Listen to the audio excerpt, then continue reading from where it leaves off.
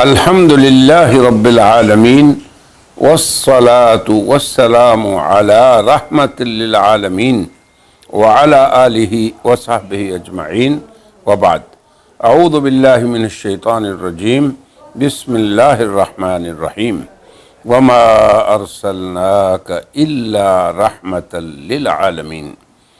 سامعین و ناظرین، ہم نے حضرت رحمت للعالمین کی رحمت کی وسعتوں پہ ایک سلسلہ شروع کیا ہے، تو اسی سلسلے میں ہم عالمین کی تفسیر کے بارے میں بعض اقوال پیش کر چکے ہیں اور آج بعض دیگر اقوال پیش کریں گے۔ عالمین کی تفسیر کے بارے میں حضرت ابوالعالیہ کا قول جو ہم نے پہلے بھی ذکر کیا تھا، اس کی سند یوں ہے، وہ فرماتے ہیں مجھ سے احمد بن حازم الغفاری نے روایت کیا، ان سے عبید اللہ ابن موسیٰ، اور انہوں نے ابو جعفر سے، انہوں نے ربیع ابن انس کے واسطے سے۔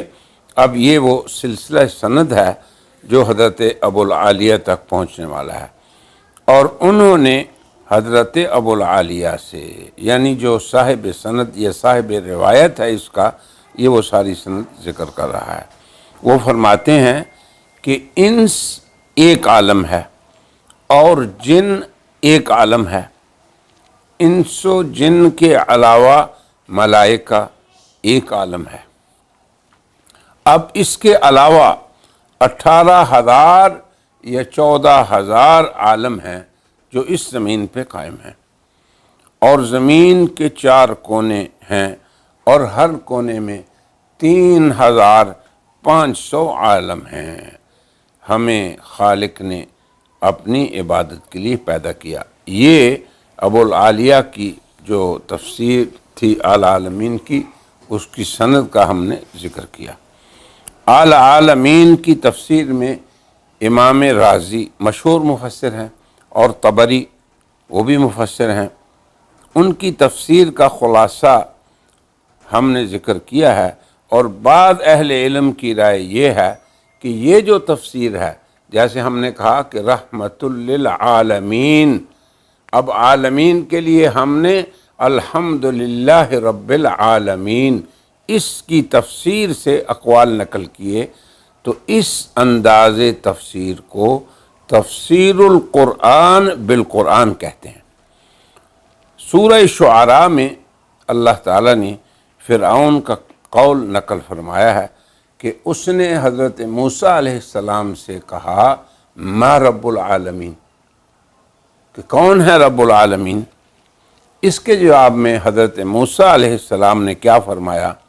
انہوں نے فرمایا کہ رب السماوات والارض وما بینہما، رب العالمین وہ ذات ہیں جو آسمان و زمین اور جو کچھ ان دونوں کے درمیان ہے اس کے رب ہیں۔ فرعون کے سوال کا منشا رب العالمین کو سمجھنا تھا، اسے اس کا مفہوم معلوم نہیں تھا، تو حضرت موسیٰ علیہ السلام نے اسے سمجھانے کے لیے یہ فرمایا کہ آسمان و زمین اور ان دونوں کے درمیان جو کچھ ہے اس کا رب ہی رب العالمین ہے۔ تو گویا قرآن کریم نے رب العالمین کی تفسیر کس سے کی؟ اللہ کے سوا جملہ مخلوقات عالمین ہیں۔ اب لفظ عالم کی اصل کیا ہے؟ تو لفظ عالم یہ علامت سے ہے، جو کہ کسی دیگر وجود کی علامت اور نشان ہوتا ہے، اور عالم اسی وجہ سے عالم کہلاتا ہے کہ وہ اپنے خالق و مالک اور صانع اور موجد کی دلیل ہوتا ہے۔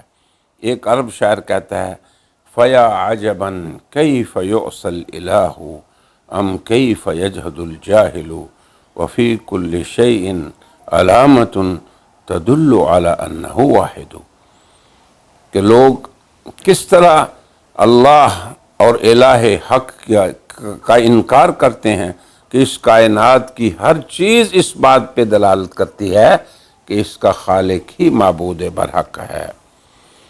اب عالمین یا عوالم، عالمین یا عوالم کی تعداد میں علماء تفسیر کے جو مذکورہ اقوال ہیں ان کا خلاصہ ابن کثیر نے سورہ فاتحہ کی آیت الحمدللہ رب العالمین اس کی تفسیر میں جو نقل فرمایا ہے وہ بقول مقاتل 80,000 ہیں۔ امام قرطبی نے سعید بن خدری رضی اللہ عنہ کا قول نقل کیا ہے اور انہیں 40,000 بتایا ہے۔ ہماری یہ دنیا، پوری دنیا، زمین، کرۂ ارض، مشرق سے مغرب تک ایک عالم ہے۔ ابن کثیر کا قول بھی ہم نے پہلے ذکر کیا کہ انس ایک عالم ہے، جن دوسرا عالم ہے، اور ان دونوں کے سوا 18 یا 14,000 دیگر عالم ہیں۔ نیز یہ بھی فرمایا کہ عالمین 1,000 امت ہے، جن میں سے 600 بحر یعنی سمندر میں ہیں اور 400 بر یعنی خشکی میں ہیں۔ زجاج فرماتے ہیں کہ ہر وہ چیز جسے اللہ تعالی نے دنیا یا آخرت میں پیدا فرمایا ہے وہ عالم ہے۔ پھر رب کے معنی چونکہ خالق، مالک، متصرف، سید اور آقا کے ہیں تو اللہ تعالی تمام عالمین کا اس اعتبار سے خالق و مالک، متصرف اور سید ہے۔ اسی نے جملہ جہانوں کو خلقت بخشی، خلقت کے بعد پھر مختلف ادوار و مراحل میں وہ خود ان کی تربیت فرما رہا ہے، پھر ان کے جملہ احوال اسی کے زیر تصرف ہیں۔ یدبر الامر من السماء الی الارض۔ اب آپ دیکھیں اللہ تعالیٰ کی ملکوت کا جب ذکر ہوتا ہے، اس کی بادشاہت کا جب بیان ہوتا ہے تو ہمیشہ یہ کہا جاتا ہے للہ ملک السماوات والارض، اللہ کی ذات کی بادشاہت ہے آسمانوں اور زمین کی۔ یہ کہیں نہیں کہا کہ ملک الارض والسماوات، اس لیے کہ دنیا جو غافل ہے آج وہ منتبہ ہو جائے کہ دنیاوی بادشاہوں اور دنیاوی حکمرانوں کا اس آسمان کے کسی حصے میں کچھ بھی نہیں۔ وہی شہنشاہ ہے اس کائنات میں، وہی ملک الملوک ہے جس کی بادشاہت کا ذکر آسمان کے ذکر سے شروع ہوتا ہے۔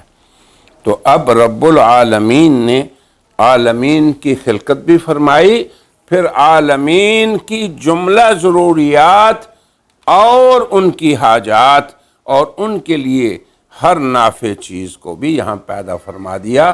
پھر اس کے بعد انسانوں کے علاوہ جتنی مخلوقات ہیں ان کو انسانوں کے لیے مسخر فرما دیا۔ کتنا بڑا انعام ہے انسانوں پہ اللہ تبارک و تعالیٰ کی ذات گرامی کا۔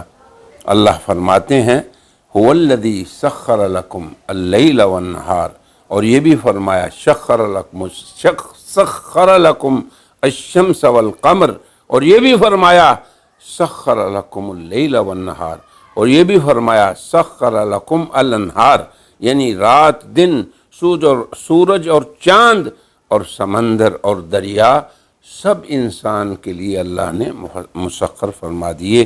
یہ ہے اللہ تعالیٰ کی ربوبیت کا مشہد کہ وہ الحمدللہ جسے ہم کہتے ہیں کہ تمام تعریفیں اس کے لیے ہیں، یہ اس کی ربوبیت ہے۔ اور اسی طرح حضور اکرم صلی اللہ علیہ وسلم وہ رحمت للمسلمین نہیں، رحمت الانس نہیں، بلکہ رحمت للعالمین ہیں۔